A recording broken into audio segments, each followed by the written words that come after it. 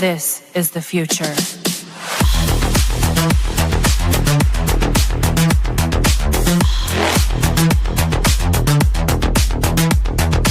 Evolution.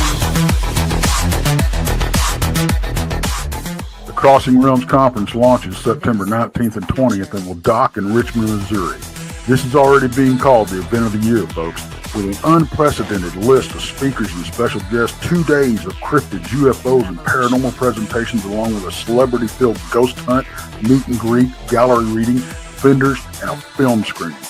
This promises to be both educational and fun. Go to Eventbrite.com to secure your tickets and vendor slots before they are all abducted. They're going fast.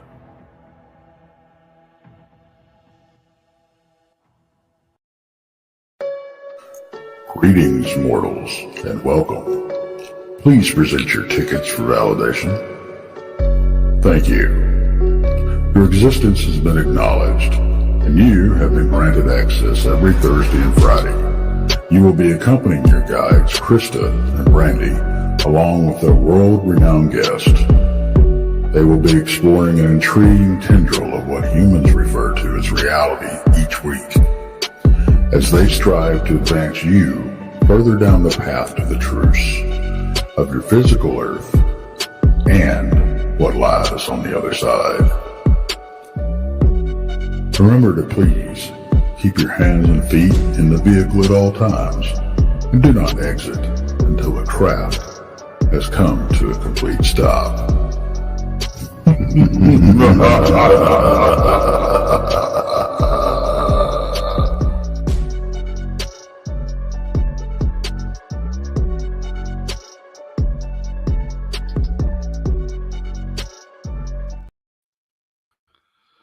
Well, hello. Hey. Oh, I haven't seen that intro in a while, but thanks, Donny. Oh, man, I played the wrong one. I knew it. I saw the other one. I was like, wait a minute, which intro am I supposed to play? Oh, no. Quick, go back and play the other one. Go push the other one, Donny. Oh, man. Don't worry, guys. It's a trip back to the old school. That's all it is. That's it. Yeah. Even that text intro or that thing was different. Yeah. I don't like that one text telling me what to do. Keep your hands to yourselves. I'm like, what if I got loose hands text? I know. Tell me what to do. Oh, I know it. You're not my real dad. You ain't my daddy. Anyway, welcome and happy Friday. Happy Friday. Happy Friday. It's not Friday Happy for Friday. me, but I don't really get a Friday, but that's okay. That's okay. It's fun every night. It doesn't matter what night it is. Right. But I'm sure it's happy Friday out there for most people. Indeed. Uh-oh. Oh, hey, it's Oh. Krista. Oh, here she Who is is. this? Who is this How are character? She's our surprise guest you said we didn't have. Oh, yeah. Yep. There you go. Yeah, just for a minute, I thought I'd jump in and say hi to everybody. Hey, About to Krista, say, where the heck are my you at character right is now? here? I am at Emmaus Village tonight, Oh. doing a ghost hunt. All right. Very important question. Did you bring a net For for your ghost hunt? Catching them ghosts. no net. I wouldn't think a net would work, Jason. Well, I'm just saying, have we actually tried? I don't think we have. No. No, Well, I figured never tried. since they can move right through us and you know, I figured that would be a little more on the impossible side. But on different manifestation levels, it could be possible, Jason. It could be possible. Maybe you just need to try different materials for the net. That's what I'm saying. Like, you got to start thinking in the fourth dimensional here, Brandy. Grab your proton pack. We're gonna get it. there you go. Mhm. Well, I'm gonna hop off here. I just hopped on to say hi. Well, hi, Hi, and thanks Krista. thanks Hi, for Krista. hopping on. But Krista, your I hair haven't- is looking fabulous today, by the way. I know. It's not Yeah. fabulous in Oh, there. look at Yeah. that. Yes, Donny. Good call. Love it. Nice and You know, when I do curly. go out in public and I do public events, I do try to look nice. Yeah. It just feels like you're really underperforming for us here. I'm hurt personally. Sorry. Yeah. Sorry. You guys are like brothers. You guys don't count. You gotta do Tuesday nights. This could be your new dress code with me, Krista. I don't For think so, audio. Bob. Yeah, come on. I don't think so. We'll just all start wearing bandanas. It'll be fine. There you go. Well, that's There you another. There you go. There you go. That's All right. another Well, novel I just wanted idea. to say hi to everybody. And tomorrow night, Brandy and I will both be here. So we may or may not do a live, but we probably will. Cool. Yeah. Well, So, definitely I something know. to keep an eye out for. Yep. Yeah, For sure. we may. You never know. Depends on how Yeah. busy we are. Yeah, exactly. So, Yeah, all have right, fun guys, tonight. have fun. Yeah. And All I'll right. see everybody And- later. And show those Bye, ghosts Krista. who's boss. Yep. Bye. Yeah. Bye. All right. Yeah, I already knew she was popping in. She goes, maybe I'll just pop in and say hello and stuff before we get started. And I'm like, yeah, do it. Of course, yes. So she is actually in the only heated part of the whole place there is. Oh, Yeah, that's where she was. I see. Gotcha. Yeah, everywhere else is you're subjected to the weather. So yeah, because it may be cold, it may be hot, it may be a lot of things. Or it could be hot and then you get a cold spot. There you go. Sorry, I Go. was playing with the thing because Ghost people, come on. Yeah, no. yeah, Sorry, I was playing with got it. it. Chris I is know what still you're there. going with on the cold spot. I got it. Yeah, it's hard to notice cold spots when everywhere is cold because then it just becomes a spot. Right. It's just like, oh, it seems a little colder over here. I don't know. Anyway, so tonight we thought we'd bring on the guys tonight. And we wanted to welcome Jason McLean back with his podcast, Zero Papers. He is back in action. Oh, yeah. Out of retirement. It's not retirement. He's in hiatus when he does that. He's just hiatus. Well, It's never retirement. yeah, well, He's like a bear. He needs to hibernate every winter. I did think that was a poor choice of words when he did say retire. I think, Yeah. Hiatus. I'm like, retire. More appropriate word. Yeah. Hiatus. Hiatus. Taking a little time off.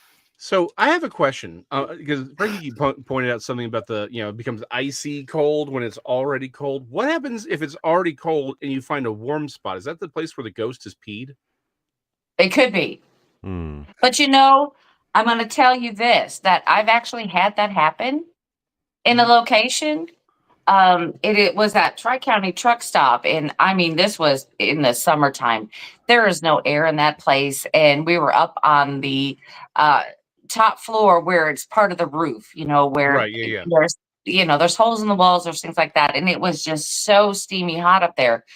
But I actually had a burning feeling, hot, all the way down the one side of me. And we actually used a, what am I trying to say? Oh, I'm at a loss for words. Anyway, we took the temperature on one side of my body and then the other side of my body. And the one side was warmer than the other by about 3 degrees. Wow. So that's kind of That's weird. pretty significant. Yeah. Yes. So what I just heard is that Brandy's been peed on by a ghost. I could have been. I'm just saying, ghost pee is something it's never been discussed in the literature. So I think we may be onto something. Right? Because you know how they go through with the thermals and stuff, and they're seeing these dark spots on the bed that are warm. I mean, maybe that's residual ghost pee. All I'm saying, we gotta open your mind up to the possibilities. For example, the possibility of me returning with the second episode tomorrow. Debuting. Man. Oh, very nice, Jason. Yeah, we can find you where, Jason, transition. exactly? Zero Papers. You can find me on both Rumble and on YouTube. And we're there. Like I said, it's only episode 2. Give us a few episodes to get because Donny's actually running he's sort of doing the producer jig, doing behind the scenes, popping up things. Oh, good. I'm gonna being send useful Donny finally. I'm gonna send Donny some files then. Oh, man. I got all this extra responsibility out of nowhere now. Jason brought it up, and I take advantage. Yep. T-Bone in chat. T-Bone in chat said, I'm sorry. T-Bone in chat said, red circle around Randy's pee. Yes. Hmm. Yep. Uh-huh. There it is. Yeah. There So it yeah, is. episode 2 debuts tomorrow, and then we'll probably knock out like another 2 quick sort of warm up. Like we're building an argument, and then we're gonna start getting into more, specific things. Right now, there's sort of broader topics. Tomorrow's like, what is the biblical worldview? And like, so there's a lot to get into. So to kick off the topic for tonight's show, I figured it would be a good way to do that to start off. Jason, why don't you actually, for the people who've never seen your content, introduce your channel to the people listening and tell them what it's going to be about and what to expect. So, one of my firmly held beliefs is that politics, culture, and philosophy are the children of worldview, right? When we go through all the things that we fight about, all the things that we interact with are expressions of a worldview more than anything else. Because if two people have a worldview, there'll be the between their politics or their culture or their philosophies tend to be minor and they're more easily reconciled, right? So when you see there's a real conflict, usually the conflict isn't here, the conflict's much higher up in that realm. It's the worldview realm, right? That's where that clash is actually happening. It's just expressing itself elsewhere. But I also have a belief that if your worldview is incorrect, meaning that you have big errors, I've personally, this has really nothing to do with the paranormal for 2 seconds though. I have seen people whose world, and I think we've all seen them, they literally drive themselves nuts because their worldview is so wrong about how life should go, right? Like they're just so completely divorced from reality. They literally drive themselves insane. Well, the problem is most people's worldview does not account for the paranormal, right? Cryptozoological, and I would argue even most modern Christians don't have a truly biblical worldview. And so anything that runs across or foul your worldview, if you're not willing to sort of change it and say, okay, hold on, maybe I need to figure this out more, you will drive yourself crazy trying to avoid it or explain it away, right? You have to rationalize the fact that this doesn't fit into your worldview. And I see that do real damage to people.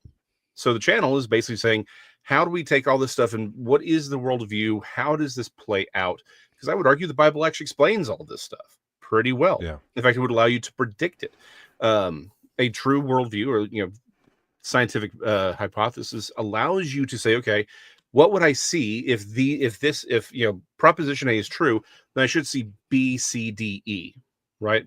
I would suggest all this is explained that way. And it's about bringing that together, explaining it, weaving it, so we can have a more productive conversation about all of this phenomena, right? Ultimately, I don't care what Bigfoot is, but once we know what it is, we can put it in its place in this big puzzle that we're trying to put together. Right. So that's what Serial Papers is about. That way we can go, have a better worldview and go crazy over other things like K-pop. Oh yeah. K-pop, yes, indeed. K-pop. I like that though, the worldview. I like that, Jason, with the worldview as a whole, and then how the other things interrelate, perhaps when you get further into it. So I think that's a different perspective. I don't think we've talked about that much. Yeah. No. So it's sort of like, imagine you met someone who didn't believe in snakes, right, and refused to believe in snakes. Again, I live in Texas. That's a really bad idea, personally. Just saying. Right. Yeah. Right. It's if you don't believe in snakes, that's a bad thing, right? Because we've got plenty of snakes that'll end up making your day quite unhappy. And so for me, it's the same thing. If I think that bad worldviews lead to much greater harm to people. Right. Do you think that even if people get forced with something or they experience something, like you just said, if you live in Texas and don't believe in snakes, that's an issue. Do you think there are people though that are just so oblivious they see a snake and they still refuse to believe it? Oh, absolutely. Oh yeah. Oh yeah. Straight up. I mean, that's odd. That's something interesting to dissect. Well, denial is not just a river in Egypt. BMR, I mean, I thought that was the Nile. Just kidding. So many years we've been doing these shows, Rob. So many years, and you still haven't picked up the punchline. Okay. Anyway, getting back to the Well, show. you didn't understand my punchline. Oh, I said got denial, and I said, well, I thought it was Yeah, it's the Nile. Donnie, I got this brings back memories to the good old days. I just had to put a twist on it, JMQE. Yeah. Uh-huh. Anyway, so yeah, I do think. Well, I mean, that's a little dark. Let me step back. We all know that one person who completely just is oblivious to the things around them, like kind of important things, but like their credit card debt. I was about to go somewhere a little dark, so we'll just go with credit card debt. Right. Like they just keep buying crap, and they're like declined. You know, and by the time they get to their fifth, they're like, and you're like, you're broke. Like you got it, and they're like, no, everything's fine, and then you know they're going through bankruptcy or whatever. Run it again. Yeah, exactly. I've had many. Go ahead. I was just saying, it kind of reminds me of somebody tells me that ghosts don't exist. Oh. And I'm like, you're in denial. They do exist. Yep. Well, and so this an interesting conversation can be had. Again, worldview. If you believe that there is something spiritual, then you can have the conversation. Because I'm not entirely convinced that we're talking about ghosts as in the disembodied spirits of dead humans, but we're clearly dealing with spirits, right? So we're just we're discussing the flavor, but we still agree that there's a soda, right? Right. Whereas you have some people who are like, I don't believe in the soda, and you're like, okay, you can live in your uncarbonated beverage life, but then eventually it's going to be a problem. It's the same thing. I think there are people I think the vast majority of people actually kind of live their lives oblivious to things that make them uncomfortable if they can ignore it. The problem is that you can only ignore something for so long before it becomes a legitimate problem. I would suggest people have been literally hurt because of their ignorance of the supernatural and their avoidance of the topic in general. I think people have committed suicide. I think people's lives have been destroyed because they don't have that in their mindset. And so they do stupid things that lead to stupid events. And if you play stupid games, you're going to win stupid prizes. So, yeah, exactly. So I think people are in denial of it until it's such point as they can't deny it. And usually something really bad's happened. So without getting too deep into my own personal life, you guys have all seen The Incredibles, right? Yes. The movie The Incredibles. Okay. Remember Mr. Incredible, his job? He worked for like that insurance company in that scene where he was like, that's literally my job. Okay. Yep. You would be amazed at how many people simply just deny their bills. Like they just act like they don't exist. And they'll be coming at me like, what's this bill that I got for like $500? And I'm like, well, it's this and this and this and that. They're like, nuh-uh, I don't know it. And I'm like, you got to pay it. And they're like, no, I won't. I don't know it. And I'm like, it's going to go to collections and it's going to affect your credit score. And they're like, no, it won't. Yeah, and they're like screaming at me, and they're like, I'm gonna go to the insurance commissioner. I'm gonna file a lawsuit, and I'm like, go right on ahead. Yeah, go right on ahead. Yeah, it's kind of like, well, you know, after you signed the contract and you supposedly read the contract, and after the 30 emails that I've sent you, after the 2 phone calls that I've tried to get a hold of you, and that you keep ignoring, and the voicemails that you're not listening to, but now you don't know anything about that. Right. So if people are like that with their bills, could you just imagine what they're like with like ghosts and cryptids and stuff? Jeez. Yeah. Oh, no, exactly. I don't even know. And here's the worst part. I think if you walk into a room and everyone had to be honest, I think, and again, I don't know if the majority is 51% or if we're talking 60%, but if you ask them, have you seen something or encountered something weird? The majority will say yes. Yes. Yeah. They'll tell you. And again, when I first started writing my book and all that, and I sort of came out as what I do on the side and I became the person who had that conversation. There are people I'd known all my life who were like, okay, so let me tell you this story. And I'm like, How have I never heard? Because they don't want to be the person who saw the Bigfoot. They don't want to be the person who saw the White Rock Lake goat man. They don't want to be the guy who saw the ghost floating above a hole in an abandoned house. They don't want to be that person, right? Mm-hmm. They don't want to be the other person who saw a living pterosaur. It's the vast majority, and I would see again. I don't know if it's 51%. I don't know if it's 60 or 70 or 80. I don't know. But so many people have seen it. The problem is, even the people who've seen them, they're like, I don't know what to do with this. I'm just going to shut it up and not talk about it. Mm-hmm. And so I think those things fester. And it's just that's what it is. I think the majority of people have seen it, but the problem is we live in a time where materialism is king. Now, I think that time is coming to an end, right? People are the purely materialist worldview is breaking down, right, and going away. But I mean, for the last 100 years, even most Western Christians have been largely deists. They, where there's a God, sure, but he doesn't really do anything. He just sort of, just create everything and just sort of let it go. It's like, and they'll give lip service all to that freaky deaky stuff. It's all, that's all make believe. Yeah. Yeah. And it's, but you go back 150 years, or even really just 100 years. I mean, people integrated, and they had rules for how to interact with the supernatural. It was very common. Again, the Irish being probably the obvious go-to here with their views in the Fae, right? They had rules. You don't call them the Fae. You don't call them leprechauns. You call them the good neighbors. Mm-hmm.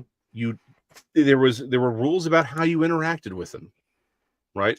And even colloquially, you go to Appalachia, and you're like, hey, if you're walking down a road and you hear your friend calling to you from the bushes, no, you didn't, right? Right. That's a very old. That's a multi-thousand-year rule that crosses many, many cultures.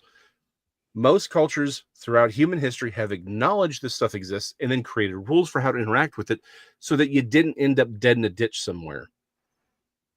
So you didn't end up just gone. You didn't end up turning into some sort of weird, emaciated, cannibalistic monster that had to be put down. You don't end up a cautionary tale. Yeah. Every culture had these. In fact, we had them until about 100 years ago when we sort of became a materialist culture. And the problem is it's breaking down, and people are now realizing, hey, we need to start talking about this. Our worldviews need to change because people are getting hurt by it. Thank you, T-Bone. Thanks, T-Bone. Thank you, T-Bone. Appreciate it. Gifted 5 memberships. Yep. Yay. Mm-hmm. Yay. Some more Booze Club members. Indeed. I think so, if somebody has a story that sort of revolves around this, it's BMR. Obviously, you've told the story 100 times, but I want to focus for you for a moment, just how your world changed overnight. Oh, yeah. With your encounter.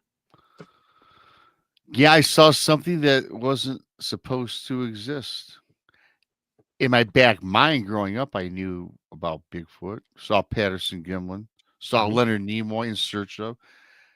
But I was kind of peculiar growing up anyway, because I kind of dug monsters and ghosts. But did I really believe in them? Well, yeah, kind of yes and no. Then as my life progressed up into that encounter, I saw my share of ghosts, shadow people, which I kind of was more of a believer, simply because I seen them so frequently. But I will tell you this, when it came down to a creature that, come on, really? Then when you see it for the first time, and what happened was, for me, it was all jumbled up because of everything that had happened. When I seen it, I lost all cognizance. I couldn't see clearly. Time stood still, black and white, screaming, yelling, the metamorphosis. I mean, come on, all in 30 seconds or less. Then, of course, the ultimate payoff in the end, which was the death that I blamed on this creature, right? Yep. And And when I literally tell you guys I went dark, I didn't go to work for 6 months. Could not process it. And much like you're saying about world events, about the world, I was in denial. I didn't see this. But you know what I was? I was blaming myself for taking my girlfriend fishing. Because in retrospect, had I not taken her, she might be alive today. Yeah. I used to think that way. Today, I do not. Today, I do not. And yes, Jason, that's a great point, because talking about what you brought up earlier, even after all these events unfolded, I wasn't believing what I saw. Then as time rolls on, I look back at all the ghost events, which I believe, but then that really solidified that, where I knew 100% that was all real and happening. And then it all came to that that big turning point in life. And I was in denial. I was. I never really thought about that, about being in denial, because I was guilty. I felt I was guilty. Yep. Yeah. For doing something, which I didn't do anything. Take my girl out fishing. Okay. Well, that's what makes your experience and my experience two different things, because I was actually out there to find it. That was my whole reason for being out there. Yeah. So when my experience happened, I still had this thing like I don't want to tell the story. I don't want to say anything. I don't want to be that person. You know, I just, because nobody's going to believe me. They're saying, she's making it up. And again, Brandy and Jason said earlier, I didn't want to be that person. You know, but in in your situation though, you weren't looking for it. No, this just sprung up out of nowhere. You weren't doing anything but just trying to have a good day. You know, that's all you were trying to do, is have a good day fishing, and that was it. You know, and even though I was looking for it, but then once I started telling my story, this is the thing. Once I started telling my story, then everybody around me that was in the same camp were like, well, yeah, we heard this and we saw this and we did this. And there was like 11 or 12 other people that were having experiences, not as extensive as mine. But then they were going like, well, hey, yeah, we heard that go on and this go on. And that kind of validated me. But with you, I could see where you would go in denial, because this is just out of the blue. This just wasn't like you were hunting. This wasn't like you were out camping in the woods. You were fishing. No, Yeah, he wasn't squatching or nothing. No, right, just fishing. Hey, you know, I had some background on Bigfoot and everything else. I liked the subject. I did. I mean, if there was something on TV or a movie, I would watch it because I thought it was cool, and I thought, it could exist. Who am I to say it doesn't exist? Now look at you. You're like the Bigfoot guy now. Yeah, but now when life but now when life rolls on, you know, you work, you take care of friends, family, this, that, and the other, and you don't think about Bigfoot, Dogman. Even the fact that I had numerous ghostly encounters, they affected me for a little bit, but I wasn't traumatized. I just thought, wow, I'm kind of weird. You know, really. That's all right. That's all right. We enjoy you over here on the dark side. Whoa. Let's not go crazy here, Brandy. Well, you know, but I was like, well, ghosts are a pair. I believe that's in the spirit world anyway. And I think most of Americans, if you say, what do you believe in, ghosts or Bigfoot, I'll bet you that is 78% or higher. No, most people do. Yeah. You know. Oh, well, particularly for, again, anything supernatural thing, people are more willing to believe it, even just out of religion. But even then, they'll say it. But to your point, you were open to the possibility of these things existing, but then to actually encounter it, your worldview shifted from maybe it's to now this thing's real. And again, Brandy's encounter wasn't necessarily traumatic at all, because her worldview already counted for that. She was already looking for it. Yeah, she's out there looking for it. I wasn't looking for mine, and I did not. I was in denial for 20 years. Even though, if you'd asked me, even then, are there still living dinosaurs? I'd say, well, yeah, of course. But they were in the Congo. They were in these far off exotic places. They weren't where I lived. They weren't here. They couldn't be here. Right. You know? And then, of course, there's Donny, and we don't care about. For the whole, I just had psychic experiences, never cryptid experiences. But ever since I got into this whole cryptid scene, my mission in life now is to well, we need funding for destroy the Bigfoots. But we need funding for the Church of Dogman. Yes, we do need funding. And worship Dogman. Destroy Bigfoot and worship Dogman. Yeah. See, because I know there's cryptid people. I know there's cryptid people out there who are like, we should just kill them all. But there's no one's giving a voice to that side. No one's giving the voice to the we should just destroy them all camp, right? The ones who believe them, but want to destroy them all. Someone's got to give voice to that side of the equation. Yeah.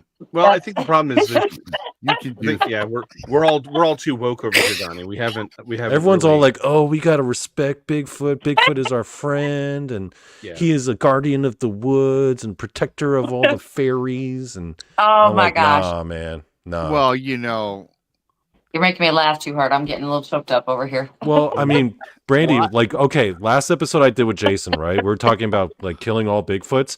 You should have seen some of the reactions I got from some of the people, man. Like serious reactions where people were like, "I'm never listening to this garbage ever again. I refuse. I'm not coming back to this chat. This guy's talking about killing all Bigfoots. Our friends. They deserve our respect." That's right. But you know, whenever I tell anybody to watch your show, I said this is not for the feeble. Yep. Your show is for the strong-minded but you know, and not easily offended. I will say this, Donny, in your defense, because I will say this. No, I don't think we should eradicate Bigfoot. Okay. Now, I did in 2018. I wanted to go back full bore armed and just blow up the forest. Yeah. You were mad, sure. But I will say this: Bigfoot's not our friend. No. I'm not one of these people that we get it all the time. We have different guests and there's different viewpoints, which I respect. He's not the friendly forest giant to me, even till today. Yep. Because to me, it wasn't, and I will never change my opinion. Right. I'm going to tell, and what people say to me, "Hey, Rob, how could you say that? I have this clan of Bigfoot that are my friends. They eat my peanut butter. They give me gifts. They don't. They give gifts. I return gifts." And then I say to them, "Okay, fine. Would you do this?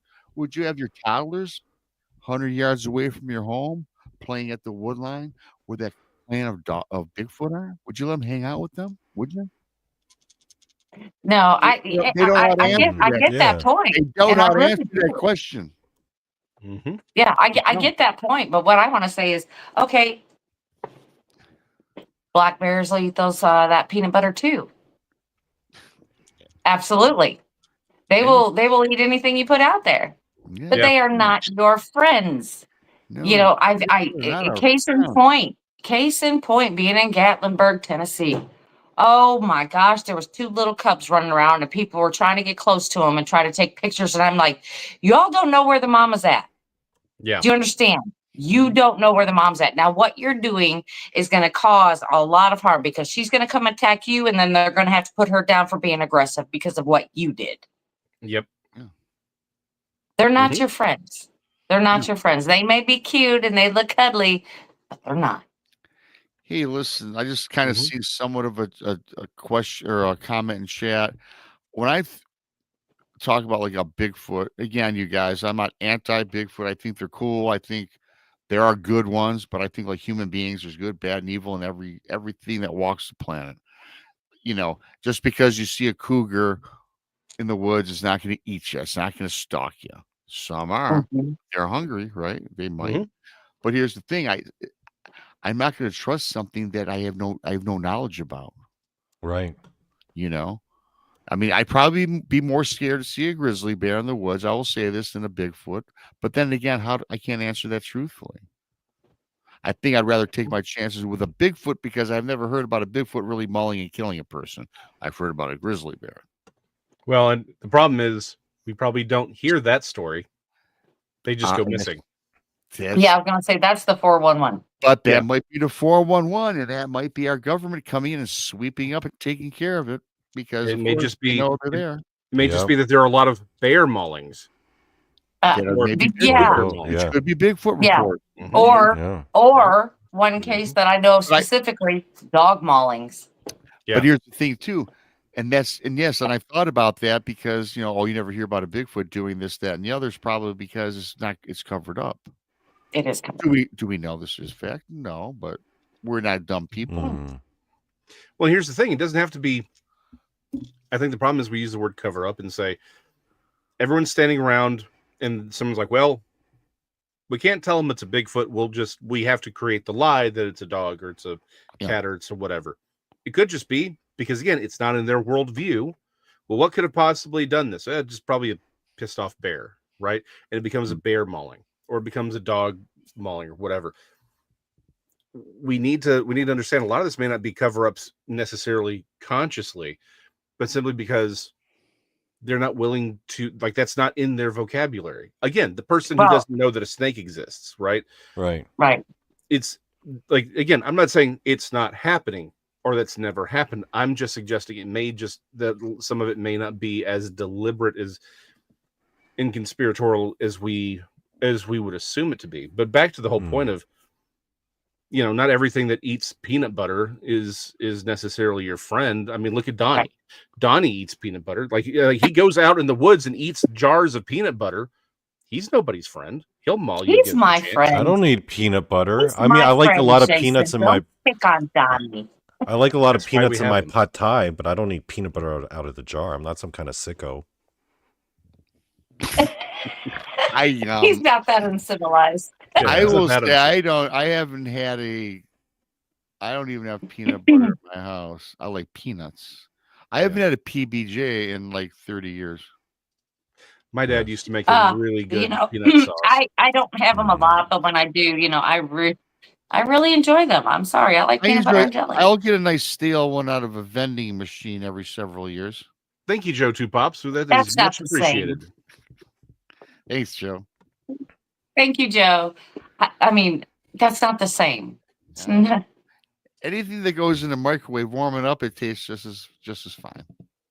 Yeah, just the same as I would never buy sushi out of a vending machine. Yeah, that's fair. Yeah, that's fair. Yeah, you don't want to do that.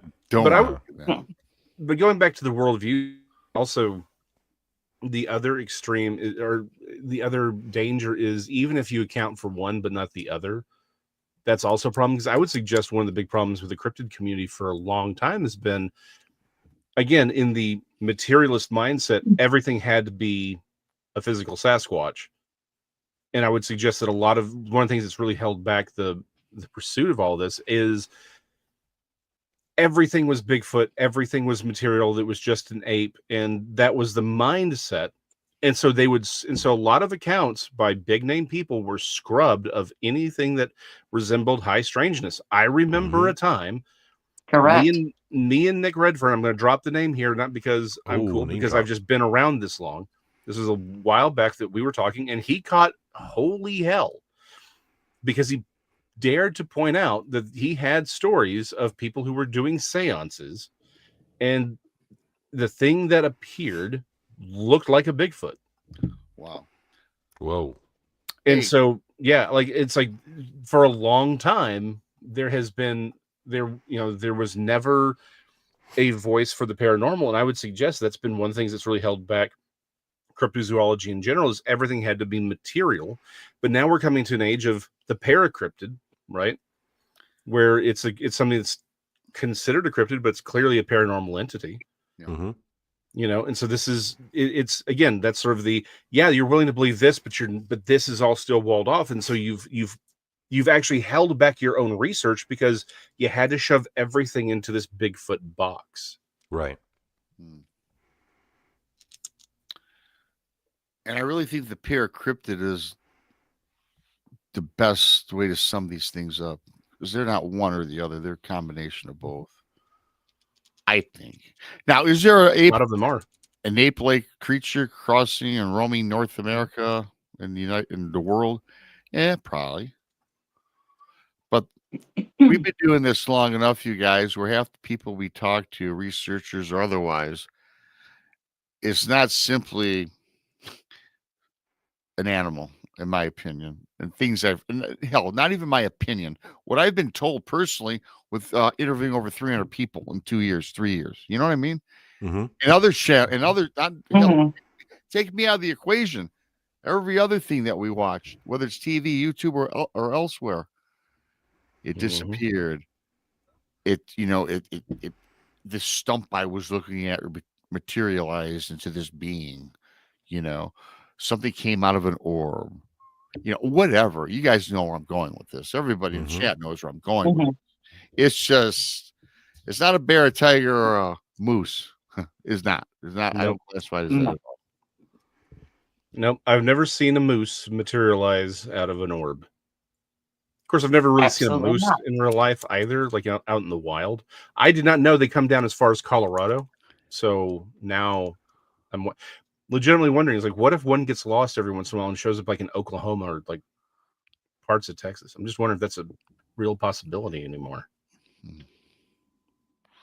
Because here's the thing, right? There's a weird little subset of cryptozoology that only that people who are really into cryptozoology get into, and it's the out of place animals, right? Yeah. Yes.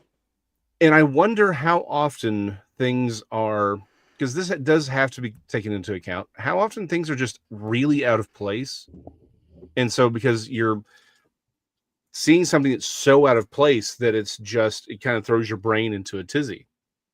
I wonder how often that actually happens. Again, some grizzly bear decides to come down, just decides to go a wandering, right? We don't have grizzly bears in Texas, but what happens if one shows up for some reason? Or again, we transport something, right? We have in North Texas, we have several colonies of Quaker parrots because they were pets and they got out. Now there's this colony of Quaker parrots that hangs, several of them that hang around all over North Texas. So, I mean, there's, again, the snow monkeys in South Texas. Imagine just you're out there, South Texas, doing your thing, then some Japanese snow monkey shows up. Yeah, well, that like they reintroduced elk into lower Missouri here. And that's okay. That's fine and dandy. But what it has done is it brought animals back in or who had never been to this area because of the food source. So I can see what you're saying, Jason, because they introduced elk, and so here comes the bears, and here comes the cougars, here comes all the stuff that wasn't in this area, but now it is. Yep. Just because of the food source is multiplying. Well, and like in North Texas, mountain lions weren't here for the longest time, and people said, "Oh, there's no mountain lions. There's no mountain lions. They haven't been here forever. They got hunted out." But I was getting legitimate multiple accounts out of Joe Pool Lake that people had seen mountain lions. And finally, people, the Texas Park for Wildlife was like, okay, it looks like we're starting to see them come back into the North Texas area, but they're not really in the Dallas region. But we were starting to see things like bobcats showing up in downtown Dallas. People were calling saying, oh, there's tigers, and they were just bobcats. But I'm like, why would two bobcats go into downtown Dallas? There's nothing for them there. Unless they're being driven out. And then many years ago, we were coming back from a small little circus thing, had done a pop-up in a local town just a little bit from us called Alvarado. And we were driving back at night, and we're going down 287. All of a sudden, I see what looks like a very, very large Labrador Retriever at first. And I'm like, okay, I'm keeping my eye on it because I don't want it to run into the road and hit it. And all of a sudden I realized it's not a dog, it's a mountain lion. And I was like, Christy, did you see that mountain lion, my wife? And she says, yeah, it was just to the left of you. And I'm looking to my right, which means there were two of them. Oh. One had already crossed the road, but I was seeing the one that had just shown up in the light. She was looking at the other one. Maybe it wasn't a mountain lion, Jason. Maybe it was something more. Something more. No, but yeah, that's the whole point.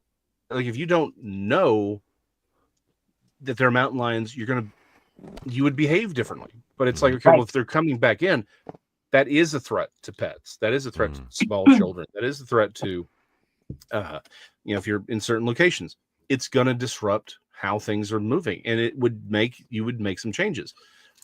So the simple fact of the matter is, even a lot of things there, I imagine a lot of things that are considered cryptids are just sort of out of place creatures, because we think we know things that we don't actually know. We're very certain of things that really aren't true. And if we can be that wrong as far as the range of animals, it's like, sure, maybe 90% or even 99% we're going to stay here, but there's going to be 1% that's going to go a little bit further south, or a little bit further north, or a little bit further east or west. They'll show up here, and you don't have that in your head, and all of a sudden, boom, it's there. If you can be that wrong about known animals that we've tracked and studied for thousands of years, ultimately, how wrong can we be about things that we haven't really studied? Well, being out in the field in most places, I like to go to the forest conservation office. I like to ask them, okay, what animals are indigenous to this area? What am I expecting out there? What this, that, and the other? Well, I'll tell you one night, and this is kind of creepy because I just talked about elks, but we're out there. There's not supposed to be any elks. Now I'm on the look for bear. Yeah. Okay. I know that they're in the area. I need to watch out for them. And so during the hike, but in the middle of this hike, we hear an elk bugle. And there isn't one for hundreds of miles. So my question to this is, as we think that Bigfoot does not maybe migrate, but kind of follows the water, follows the food, or things like that, do you think they may mimic one of their food sources, maybe to bring them in? Why not? Because I found it very strange, because I went back to the office and I said, hey, I heard this elk bugle, and they're like, there's no elk in this area. I said, well, you got something out there. Yep. Sounds like an elk. I'm just saying, I didn't see it, so I can't tell you about that. But, so it always made me wonder is if it could mimic, because it makes all kinds of sounds. We've heard all kinds of recordings of Bigfoot and things like that. But could they mimic their prey to bring them in? Why wouldn't they? I'm on. But why would they be mimicking elk if there are no elk in that area? Maybe they're trying to bring their food in. Maybe they don't know exactly. They're looking for them, so maybe they're just trying to mimic the sound to see if they can pull them in. Or maybe there are elk in the area and everyone's wrong about it, but it doesn't mean that it wasn't a Bigfoot making that noise, because the Bigfoot knows the elk's there. Right. See, that was my thing. I'm like, well, how do you know? Do you chase every elk down to see? And basically their answer is they have not observed any indication that they were in the area. So no prints, no nothing, no scat, no nothing that would prove that they're in the area. And because of the bears and the amount of bears in that area, they do have to keep checking. Yeah. They need to know what comes in that area. But I just found that interesting. It was just something that was, in my thoughts, because I'm like, well, why wouldn't they do that? Because they can make some insane sounds. They can sound like they're human at times. Why couldn't they sound like another animal? Yeah. Well, again, assuming that it's actually Bigfoot making those noises and not something else. Because that's, again, this goes back to, we don't really know what what they can or can't do. I would suggest that perhaps a lot of encounters that get chalked up as Bigfoot aren't actually Bigfoot. And that may be a bigger problem, because again, if we look at the lore, very much Bigfoot inhabits the same area from a folklore perspective as the Fae do, right? If we look at them, it's basically 1-to-1, and so the question becomes, well, is it because this is just the same phenomenon and we're just putting a Bigfoot face on it? Does this stuff want us to think it's Bigfoot, or is it just that there is a Bigfoot out there, but this stuff and we have sort of taken that Bigfoot moniker and just slapped it on everything. And so it's taking over from a folkloric perspective, that position and that thought. And again, I go back to, going back to the idea of worldview. I think the problem is if you don't have a worldview that says there's bad stuff out there, I worry about people building relationships with things that can talk to you, be it telepathically or just something out in the woods is talking to you. Again, every culture on the planet would have told you 100 years ago, don't do that. Yeah. Every one of them would have said, don't talk to the things in the woods. Don't talk to anything, really, because you don't know what you're talking to. I mean, you would think it might be Bigfoot, but what if it's not?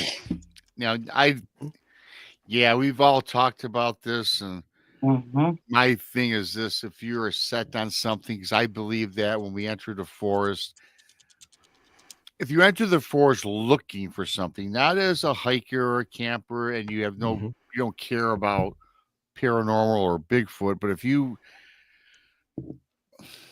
you're going in, I'm searching for Bigfoot, Dogman, ghost at a cemetery, whatever, and you go in with that intention. I've kind of learned this from the girls, the blondes and the blues, really, throughout the last several years. That energy, that vibe you put off out in the forest, I want to see this. Not only do I think we can manifest certain things, but I think that we put out that energy into the spirit world, and they might be like, I'm going to play a game with this guy. He's thinking he's looking for Bigfoot, wants to see a Bigfoot. Well, I'm going to present myself as a Bigfoot when it's something totally else, something from a different realm. Right. Yeah. Right. Something paranormal. Right. And it doesn't have to be nefarious or evil. It just can be a spirit playing tricks on you, as we always say, the trickster or this, that, and the other. Right. The trickster. Yeah. Could just be bored and it wants to, it wants to mess with you. I can tell you one thing about me really quickly. When I leave this planet, you're damn right I'm coming back as a ghost, but I'm going to be a friendly ghost. I'm going to pretend to be something I'm not. Absolutely, I'm going to. All right, Casper. You're already as white as Casper, so you're already halfway there. Oh, yeah. Well, yeah. Well, when I become a ghost, I'm going to use my powers to fight crime. That's what you said. Donnie's going to run around ghost peeing on people. I'm going to be a ghostly vigilante for justice. There you go. Just trip them up. Say if you see the police chasing somebody on foot, just trip them up. Everyone's always talking about Dogman being a shapeshifter, but nobody ever brings up the question, what if Bigfoot is the shapeshifter and Bigfoot's the one that's changing back into a human form? We don't know what it's doing 24/7. Yeah. I mean, maybe that's what it does. Maybe people are always like, oh, is Dogman like a werewolf? Is it changing back into a person? What if Bigfoot's changing back into a person? Donnie, man, that's great. I'm glad you brought that up, and I'm not going to get into it. It'd take forever for me to get through. Because you're scared. Because you're scared about the truth, Rob. No, are you scared of the possibility? No, this is. I can handle the truth. I can take the truth, but not to Donnie's point. Jeez, tough crowd. There was this tribal. Again, it always reverts back to seems like always. There's something going on with the First Nations people. And there was this elder, and this is a story I put out some time ago. It's been a little while, about this elder teaching his grandchildren about, Sasquatch being, of course, the protector of the forest. And it went on going briefly. I'm not getting into the details of the story. But as it was found out through the eyes, the story was told to me through the eyes of one of the grandkids. And through all of these years with Grandpa tribal leader telling him these things, that Grandpa, in fact, one night out in the woods, took him looking for Sasquatch. Grandfather kind of went away towards the tree line, other side of the fire, wherever it was, I can't quite remember. And he's seen his grandfather, according to what I was told, shift into an actual Sasquatch. Then shift back into the grandfather's actual physical being. And to Donnie, to your point, shape-shifting paranormal activity right there. Yeah. And I'm not going to say it happened or didn't. I wasn't there. But to me, it makes sense. Yeah. Well, again, cultural universals are right. Shapeshifters are a cultural universal. donuts are a cultural universal, right? We like ourselves some fried carbs. Oh, we just had Fat Tuesday last Tuesday. Mm. In one way or another, one shape or another, it doesn't matter. Yeah, but we all love ourselves some sweet fried carbs. So again, that's telling us the fact that every culture has a story about people shape-shifting. And I've got too many personal accounts of people saying this weird thing happened. Yeah. We saw this weird thing, and then it was a person. Well, I've got plenty of accounts of missionaries coming out of the deep jungle, or even Louisiana, same thing. Of witch doctors literally physically changing in front of them.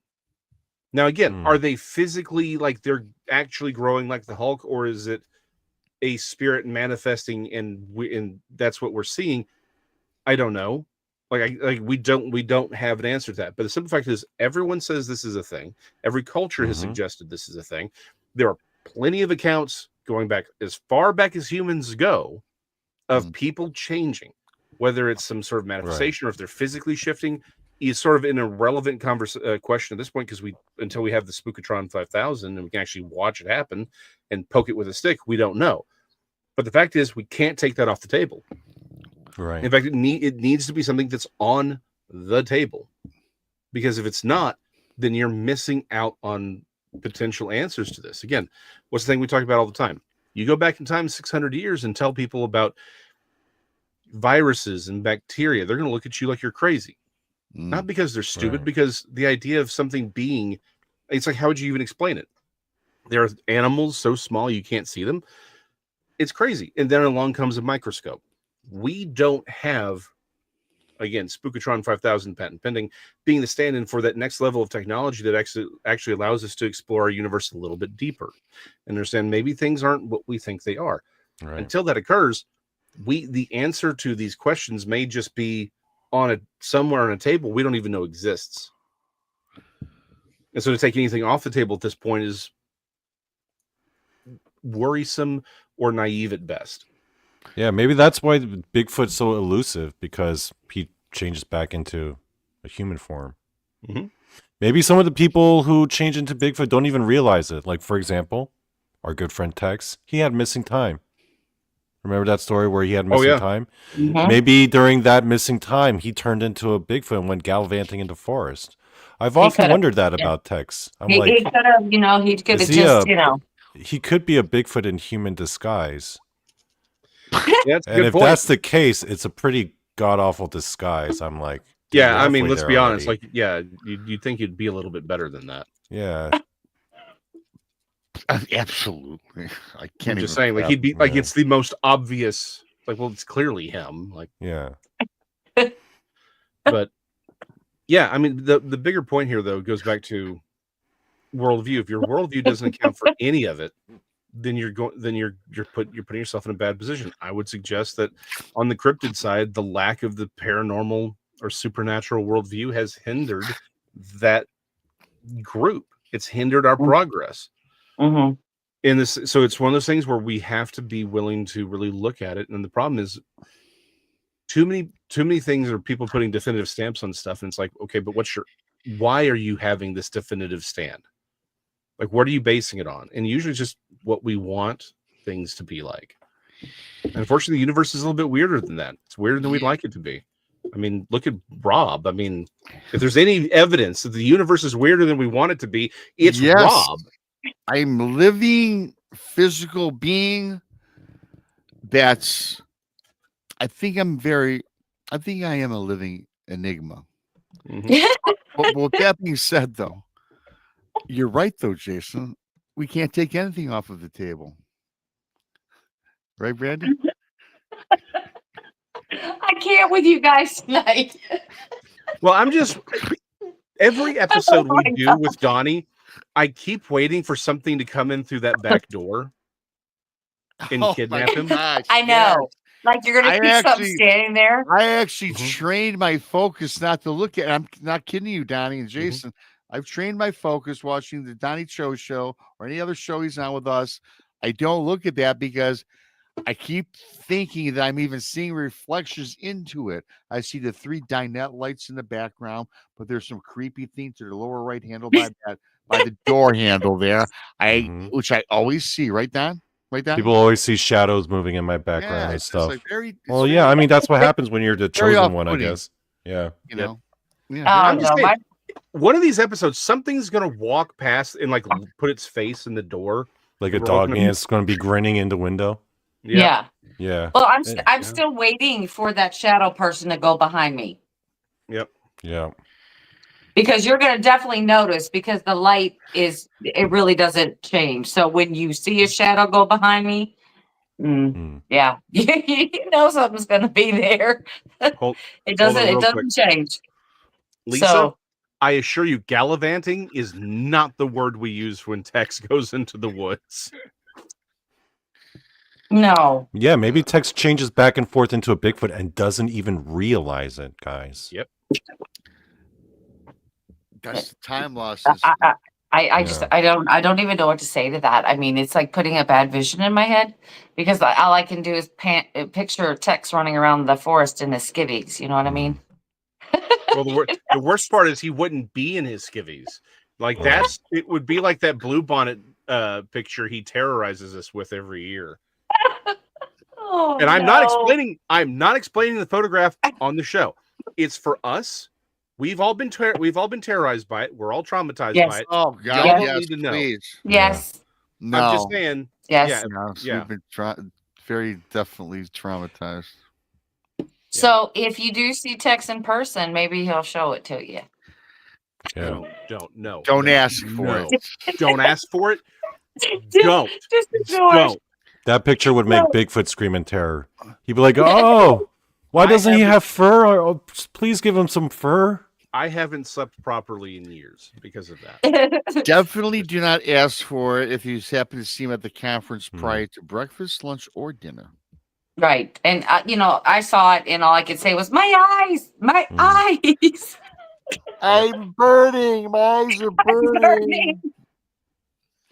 So, yeah, that's a bad thing. But I think back to Donnie's point, again, we can't say, no, that's not what's happening with Bigfoot.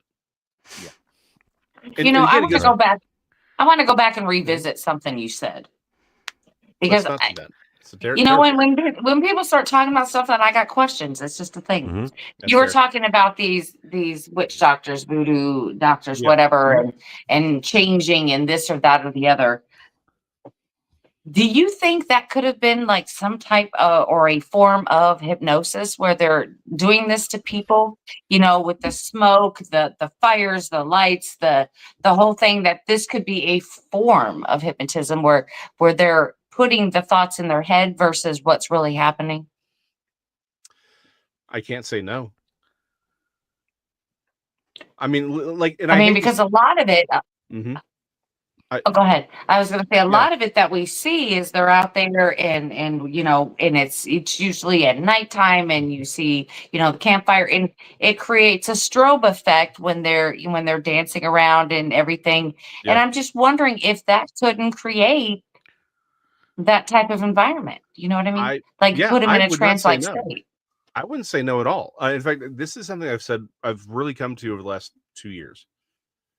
These are just stuff that is absolutely not connected to the paranormal at all, but I've been researching on the brain and all that. And one of the things I'm very convinced of now is that the line between the supernatural and the psychological is not as hard and fast as we'd like it to be. I think the problem. In fact, let me take a step out of the paranormal for like 2 seconds, but it's still tangentially connected. I would suggest, in my own personal exploration of scriptures, is that I think we've materialized too much, which is, and again, don't hear what I'm not saying, which is, it's all just metaphor, mythology, or anything. That's not at all what I'm saying. What I'm saying is we bring a level of materialism to the text that I think the problem is it limits us from understanding what they were writing about. Like, we take things a little too literally, and we don't realize, hold on, it's something that happened, but there is literary devices going on. There's other concepts being involved here. And we miss that. Again, perfect example is the serpent, right, in the garden. When you get into the Hebrew text, you realize it's a triple entendre. The word Nagash can mean serpent, but it also means shining one. It can mean deceiver. Like you were, the original reader was supposed to read this and say, okay, well, snakes don't talk and snakes slither on the ground. Why would his curse be to eat dust? And everyone's like, well, it's a material. And if you over materialize it, it becomes about a snake with legs. That's just talking because it's mean. Well, how do we get a snake from a snake with legs to it being Satan by the time we hit Revelation? Unless it was never a snake to begin with. But we remember that many ancient cults worshipped snakes, right? There was a message that was being given. In the same way, I wonder if we materialize too much in this broader conversation of the paranormal with shapeshifters. Like, okay, well, they must be changing shape. Who says that they're actually changing shape? How much of this is psychological? Exactly. How much? Again, Jacques Vallée very famously said, if we could observe someone who was being abducted, would we see someone being carried away by aliens, or would we see someone in a transcendental fugue state? Like, what is what's happening to them on a spiritual plane? I'm not convinced that the psychological and the spiritual are as divorced as we'd like them to be. There may be a lot more interplay here. Again, what if our world is just stranger than we think it is? And there's a component to this whole reality that we're not even aware of. And so the real answer is over here, and we can't even see it because it's not on our table yet, because we don't have the ability to sort of view it. Maybe it's because the safest course has always been don't interact with that, because you can't really see it. And the problem is every time we poke that bear, it pokes back in ways that we're not prepared for. Absolutely. Absolutely. You know, it kind of reminds me, like when you say that the line is not as solid as we would like it to be.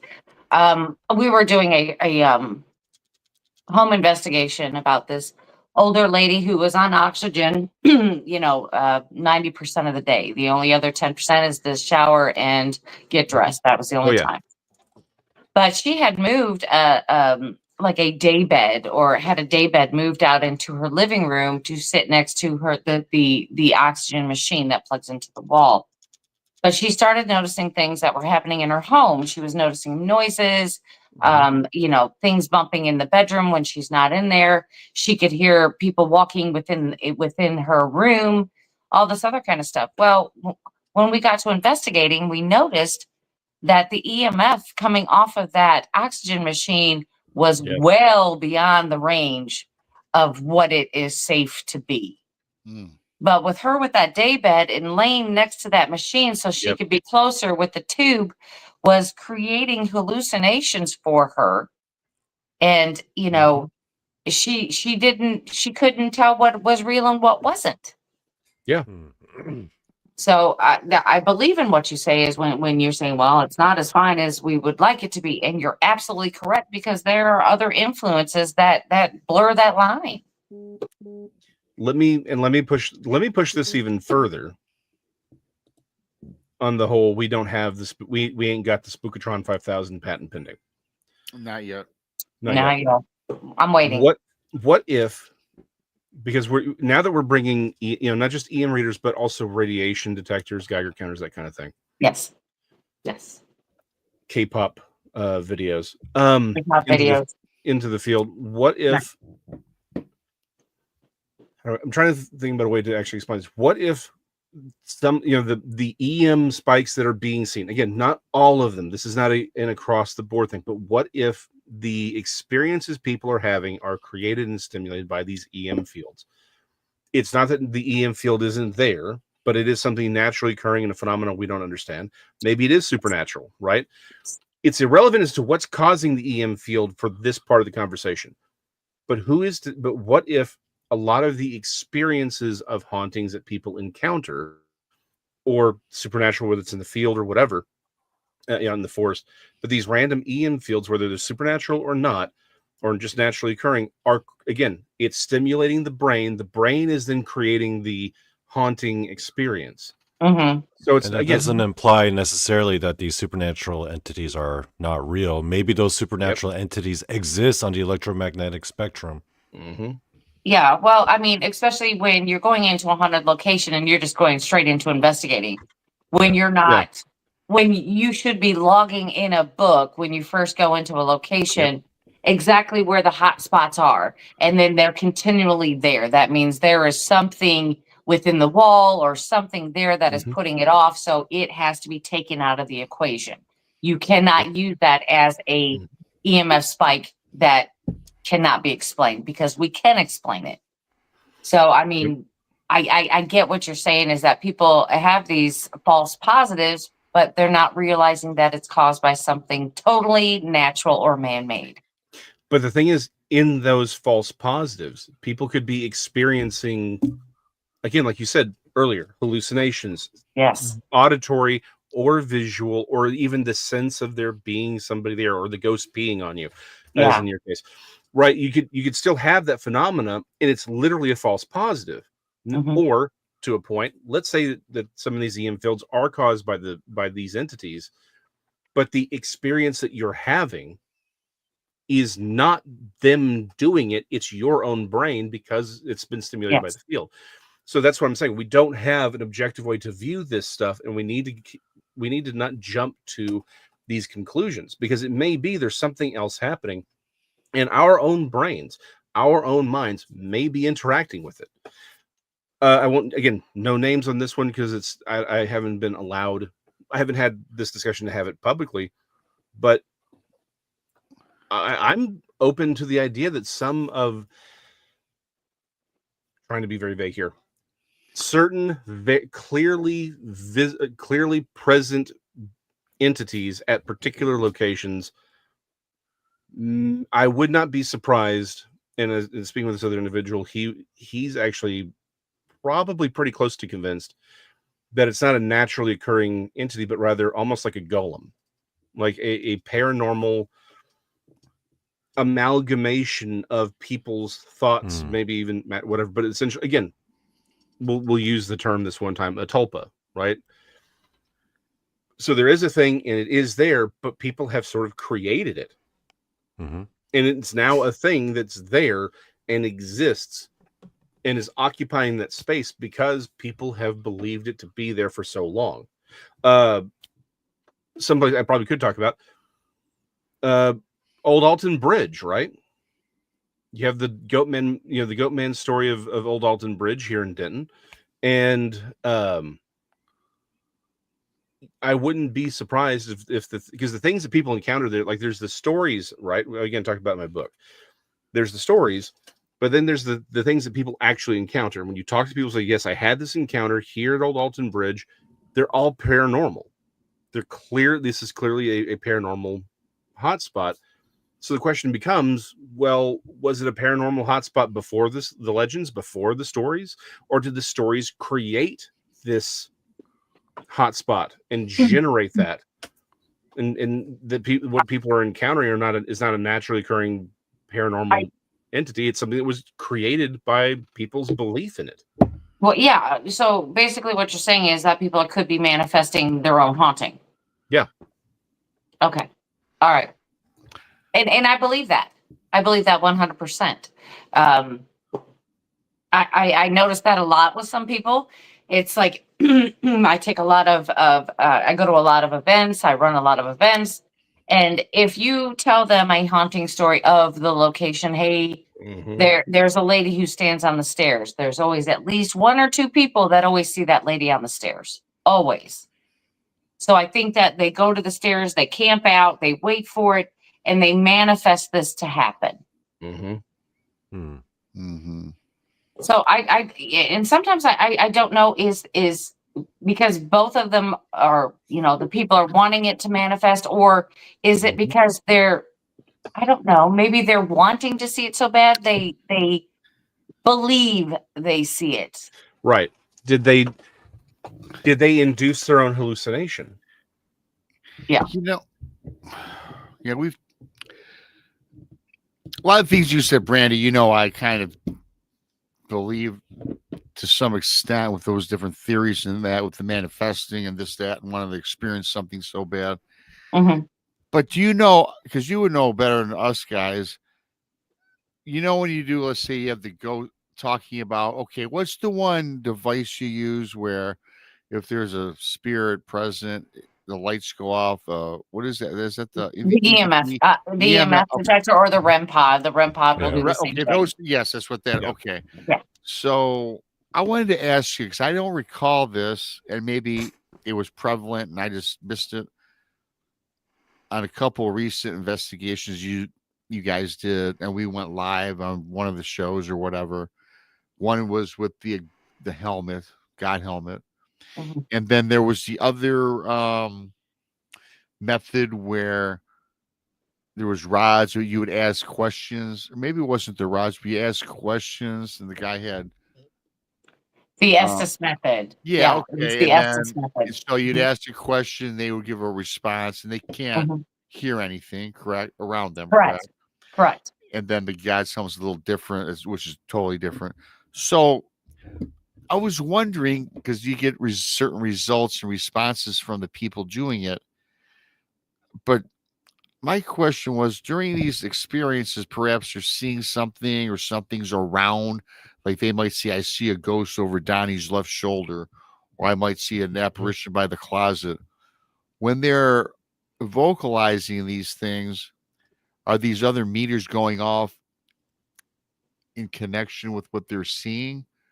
In other words, if they see a ghost and they see it through that Estes method or the ghost helmet, God's helmet, does the other Well, equipment go off during the actual when they're conscious or subconscious is telling you what they're experiencing?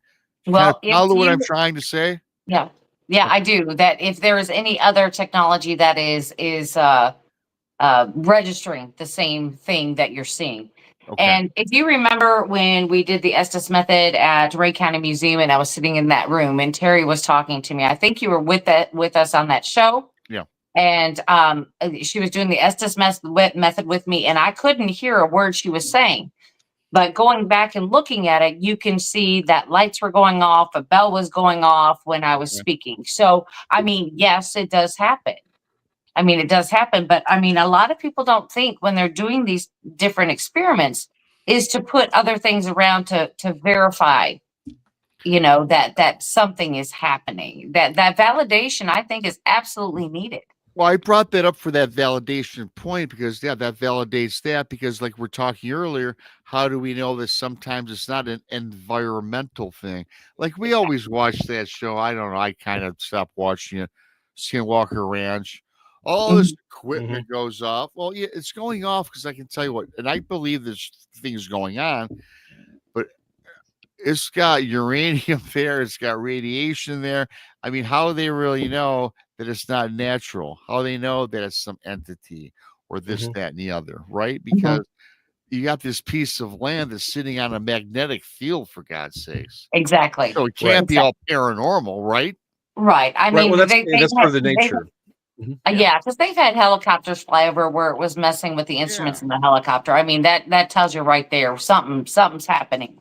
Right. And that's literally the point that I'm making. One of my earlier points is that, it's like there could be these naturally occurring radioactive or radiation spikes or EM spikes that are perfectly normal, but we get caught up in them. And because we don't know that that's a thing, it's triggering our brains. And then how much of this is in our own heads? And actually, that's a great opportunity to start a couple of comments real quick. Both by T-Bone, great questions. So he asked, yes, but if not, would Jason put on the God helmet? Actually, I was going to mention this. No, I have not. No, I will not. And I'm not a fan of the Estes method at all. Besides, there's none that would fit him. There's nothing that would fit me. Straight up. Have you seen his noggin? Yeah. Yeah. They'd have to make a special customized one. Those things are expensive to make. I can't even wear hats, people. Well, they are custom made. The God's helmet is custom made. I would not want to be headbutted by Jason McLean. I would fly to pieces. I would be destroyed. Yeah, it's not a pretty sight. Yeah. But I am again, I go back to my previous statement. Anything that can talk to you can lie to you. And I don't think particularly when it comes to the paranormal, I don't think you should open yourself up to those things because you don't know what it can do with you when it gets in. Right. Again, back to the very beginning of the episode, I am convinced that people have committed suicide because they messed with things they did not understand, and they weren't. It wasn't even in their worldview. Right. Yes. I am flat out convinced that every culture on the planet has agreed talking to that stuff is a bad idea. Yeah. It's like if your Straight up. kid went up to you and was like, "Hey, Daddy, I'm going to go in my room now, and I'm going to sit here on this AOL chat room and talk to all these strangers all night. See you later." You'd be like, hell no. Yeah, some of us who are old enough to remember those chat rooms. Yeah. Yeah. And it's not like AOL chat rooms by itself as a general concept is bad, but in practice, right, the type of people that are going to sit there all night. Yeah. Don't you remember AOL, Rob? You've got mail. Yeah.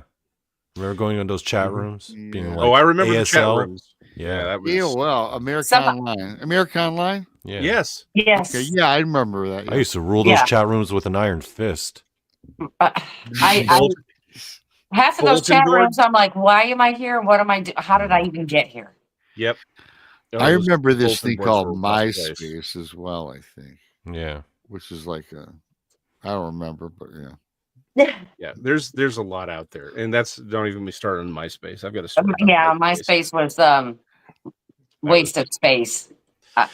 Yeah, but now everyone wants to go back to it because it's like, wouldn't it be cool? I saw some like Gen Z. Well, no, AOL chat rooms have now evolved into this. This is the AOL chat room of It is. We have evolved far less.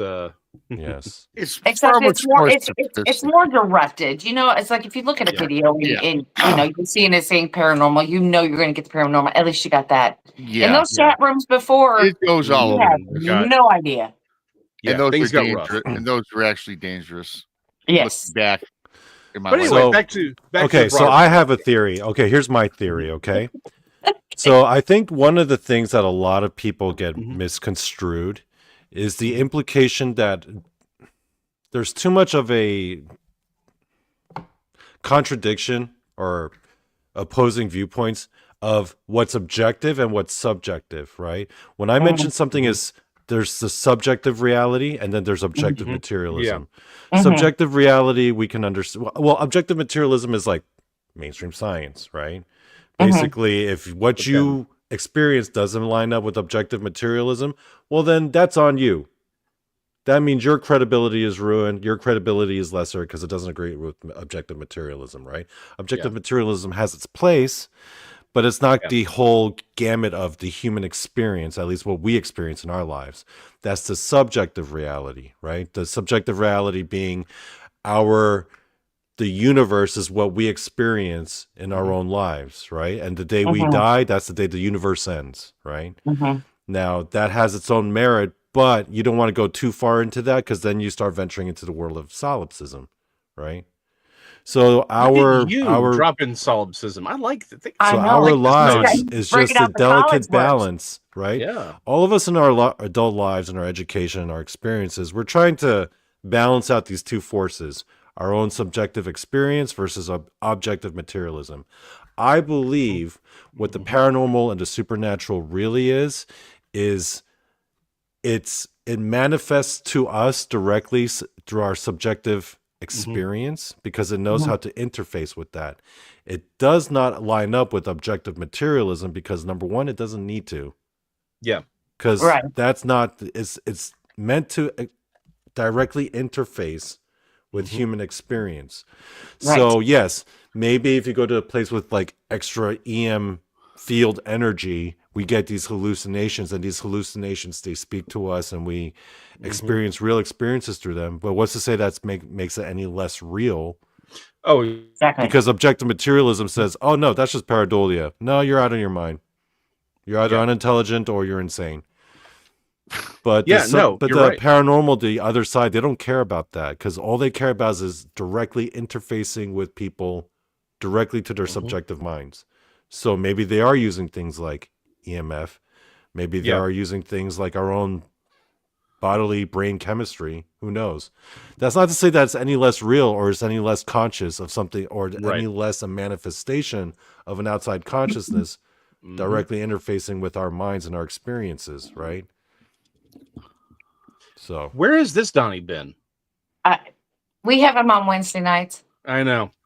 I get the K-pop Donny. You get the Donny that actually. well, that's why I'm graduated high into school. K-pop, because K-pop helped me reach this conclusion. It helped me understand this fine point. And through K-pop, I was able to develop a deeper understanding of how the paranormal truly works.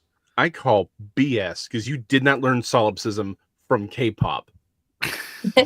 Not only did I learn solipsism, it was through K-pop and the spiritual juice that it gave me. Because spiritualism really is like our subjective lives, right? That's spiritualism. There's nothing spiritual in objective materialism, right? No, Nothing Neil deGrasse Tyson's going to tell you on TV is going to enhance or do anything to your spiritual relationship with whatever. Yeah.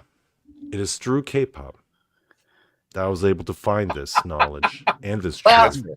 hey, now I'm gonna tell you something. Donnie already knows I have this. Yeah. But my daughter was cleaning out her little book nook and trying to get rid of the books she didn't need and that kind of thing. She was going to donate them, all that kind of stuff. Well, anyway, she comes up and says, "Hey, Mom, do you want this book?" And I looked at it, and she handed me this book. K-pop Confidential. Oh boy. Uh-huh. Oh, I said, "No, darling, but I do know somebody who would love to have it." Oh, he's already got a copy. What are you talking about?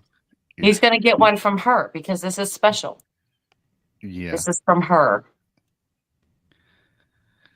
So as we all have established, like I am the most powerful psychic in the paranormal community, but that's already been established. Now let me just add one thing though. Before BTS came along, I was just a regular man. After BTS, most powerful. You're now the most powerful psychic. Yeah, no ghost has ever peed on Donnie. Most powerful. Yeah. Well, no psychic has ever stepped forward and was like, "I'm more powerful than you, Donnie Cho." That has never happened. Oh my gosh. Let me tell you something about happened today. And this is how mentally unstable some people are. There is a psychic medium that I am friends with on Facebook. And, we interact sometimes, blah, blah, blah. Anyway, she's been on TV, all the good stuff. I mean, she has been validated, all this other things. And he gets on there and asks her, "Do you have any proof? Can you talk to the air and get a response like I do?" I thought, what do you mean? What? And he goes on to say that all the psychic mediums are just, fakes on TV and fakes. Everyone he's met was fake, and that oh my gosh, that all the stuff that he has as evidence is 100% proof and all this.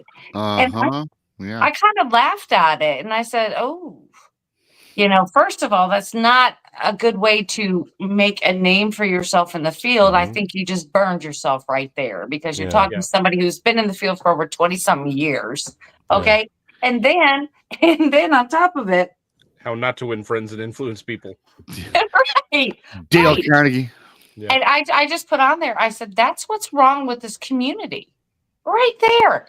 If someone thinks they know more than someone else. Yeah, okay. Right. The expert. Okay. Yep. And they push their narrative on us.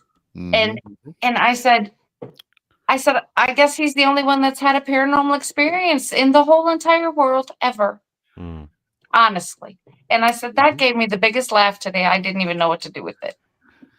But that, well, I could one up him actually. I could do one better than he can, than any of his. I already know what you're gonna say. Silly little mortal claims, because I can actually defeat ghosts. There you go. With invisible fireballs. That's it. That's what I said. Do you see any ghosts? Do you see any ghosts around me right now? No. That's right. I keep waiting for one to come through your door. They're not going to come. They're afraid of my invisible force fields, and plus I could do invisible fireballs like Hadouken, and ghosts don't mess with me. So yeah, take that, dude.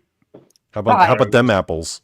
But Donnie, when you become a Brain was ghost, somewhere then else. you can whip all Yeah. the other ghosts anyway and just still keep them away. Some psychics say they can predict your future. That's amateur hour, man. I could actually blast ghosts with my invisible Kamehameha waves that I can build up through my Asian chi powers. Yeah. All right, guys, I'm getting ready. Woo! Donnie's on a roll. I gotta save myself. Do you see Bigfoot crashing through my door right now? No. You know why? Yeah. Yeah, that's why. Case in point. It is Asian chi powers. Yeah. I rest my case. I'm saving my brain cells, everybody. I'm Most powerful psychic. There it is. That's it. I mean, he could penetrate my brain. I gotta save it. Yep. But anyway, on that note, everyone, we have already reached our hour and a half for this evening. Oh man, already? Already? Oh, wait, hold on. There was one comment I wanted to throw up there real quick. Okay. Again, from T-Bone. He said, how much do you think that it is pareidolia? I'm going to straight up say there is far more pareidolia in, again, paranormal and cryptozoological and ufological and forbidden archaea, all of it. So much of this is pareidolia or stuff taken out of context that it is that all of our data is infinitely corrupted. We need to kind of start from scratch on a lot of this stuff because there's too much pareidolia. There's too much bad information. There is. Hence the red circle. Yeah, exactly. And that's why Randy Gilbert and myself, we do a Truth or Tinfoil on Sunday evenings at 5 p.m. Central. Little Very quick nice. plug. Nicely But done. that's why we do that. I mean, because we're looking at pictures and videos that people are putting out there, and we're kind of explaining it. Well, we could possibly recreate this, or we couldn't. I mean, do we think it's truth, or do we think we should put on our tinfoil hats and save our brain cells? You know what I'm wondering though? Earlier we brought up how Bigfoot could what if Bigfoot could turn into a person, right? And it can change back and forth. What if one of the people here in the chat right now talking is actually a Bigfoot? Who could it be? I don't know. Who could it be? Is it SoCal Squatcher? No. Who is it? Which one of you is actually a Bigfoot who's trying to yank our chain? Which one is it? Yeah. Which one of you? Which one's the plant? Which one is the Bigfoot plant that is here to throw us off course? The mole. Who is the governmental psyop? Yeah, who's the mole here? Ristel, I think. Ristel, is it you? It's funny how I never seen your face before, Ristel. I'm starting to wonder now. Mickey says I am Bigfoot. Mickey is Bigfoot. There you It's go. going to be like I am Spartacus. Like everyone stands up. I am Spartacus. We found her. Yeah. Of course, Werewolf 5674 says not me. That is exactly something that a Sasquatch hiding as a human would say. Yeah. Actually, what if Werewolf 5674 is actually a dog man? And I'm like, dude, when it comes to picking screen names, man, you gotta learn to be a little bit more subtle than that, dude. But think about it's hiding out in the open because now that'll be like me going into like a cryptid chat room, be like, human man 1 2 3 4. Yep. Hi everyone, I'm human man. I'm laughing at these comments. I'm so sorry. I'm just saying, again, hiding out in the open. And it's like, well, would a dog man really call themselves Werewolf 5674? Of course not. That would be ridiculous. And it's just a dog man. Click, click, click, click, click, click, click, click, click. Yeah. Oh, click, click, click, click, click, click, click, click. Yeah. Could be. I mean, I don't know. I just don't know. I'm known as Bigfoot Michigan Rob because to throw you off my track, because I really am. Could be you. It could be you, Rob. Again, back on the theme that we just haunt ourselves. Maybe that was actually you in Bigfoot form haunting yourself, sir. Yes. No, I refuse to believe that because Rob always says that Bigfoot looked like it had Down syndrome, and no, that's not Rob. Oh well, yeah, there you go. Yeah. Are you sure? Right, I mean, no. I don't know. All right, everybody. No, you're better than that, Rob. I believe in you. Make sure you check out Jason's. I don't even know what return to See Root Papers, and check him out on YouTube and on Rumble, and of course Bigfoot Michigan Rob, and he's on several nights a week, and I'm on with them. Donnie's on. We're all there. I mean, it's hard. We just melt into the same pot, so it's fine. It's fine. But tomorrow night, Rob will be on at 10 p.m. Central with Into the Bizarre. So don't forget to watch that. Are you going to be there? Donny will also be on. Brandon. Donny will also be on before that at 8:30 p.m. Central with his own version of. Well, tomorrow What are night you on my gonna have, show, Donny? I'm going to be checking. We're going to be discussing if Satanism has infiltrated the WWE. There you go. I was going to say his There own you go. version of. There it is. Inquiring minds need to I know. will say right off the bat before I watch Exactly. the show, yes. Yes. I think so. Yes. Okay. Yes. Yeah. Satanism And, is- like I said, Yeah, never mind. I could go on. We're not. yes. But all right. Thank you, everybody, for watching. And we'll see everybody next Wednesday with Paranormal Show and Tell. Until then, see you later. See you later. Good night. Oh, wait, do I have to push press? that button. Oh, Yeah, is you it- have to push the button. oh, Donny. I was just waving goodbye. I didn't know Push I had the to press button, the Donny. button. You're the button pusher. Gotta read Wait, it. which button? I don't know. I don't know. Okay, I'll Are do you the actually extra texting button. in disguise? It's called Okay. in. Okay, extra and then The wait. outro. Extra. Oh, There you go. Okay.